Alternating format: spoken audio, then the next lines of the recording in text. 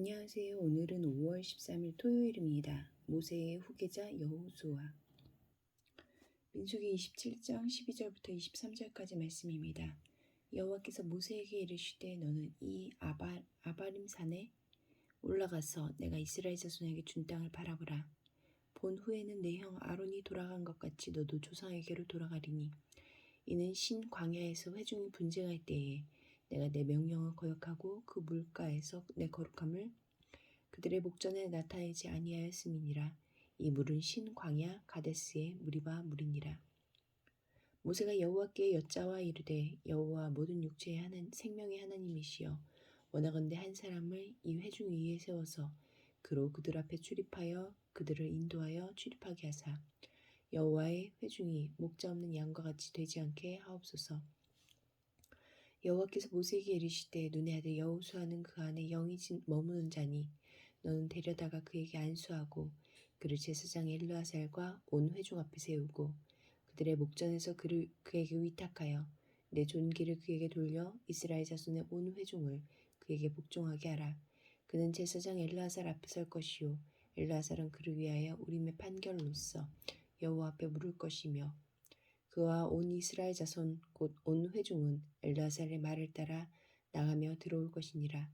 모세가 여호와께서 자기에게 명령하신 대로 행하여 여호수아를 데려다가 제사장 엘르아살과 온 회중 앞에 세우고 그에게 안수하여 위탁하되 여호와께서 모세에게 명령하신 대로 하였더라. 12절과 13절 말씀에서 하나님은 어떤 분입니까?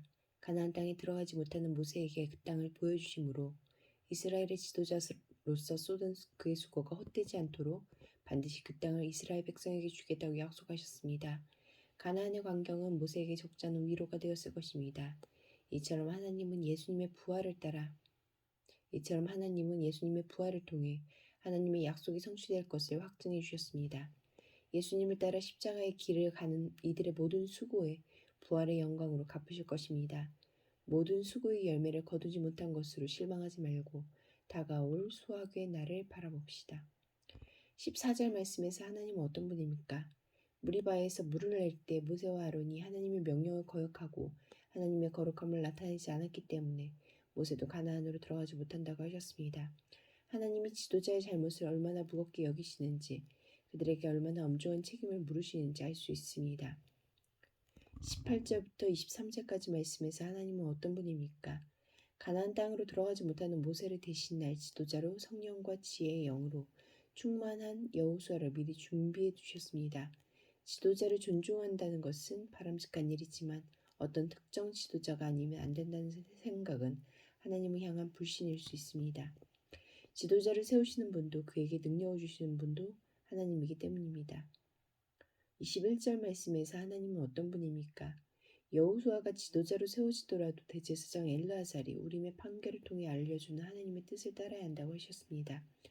지도자에게 가장 중요한 능력은 하나님의 뜻을 분별하는 것이고 가장 중요한 자질은 하나님의 뜻대로 다스리는 것입니다. 15절부터 17절까지 말씀에서 하나님은 어떤 분입니까? 죽음을 앞둔 모세는 새 지도자를 세워 여호와의 회중이 목자 없는 양과 같이 되지 않게 해달라고 간청했습니다. 그는 끝까지 자기 유익보다 이스라엘의 안전과 하나님 나라의 진전을 먼저 생각했습니다. 그런 사람이기에 존경받는 위대한 지도자가 될 수 있었습니다. 기도하시겠습니다. 공동체를 위해서는 하나님의 결정을 겸손히 받아들이고 하나님이 이루실 일을 믿음으로 바라보게 하소서. 열방을 위해서는 미얀마의 정치적 상황과 방글라데시 난민촌의 열악한 상황을 피해 타국으로 이주하는 루리아 난민들이 생명과 안전을 보호받고 국제단체들의 협력을 통해 국적을 회복하도록 함께 기도하시겠습니다.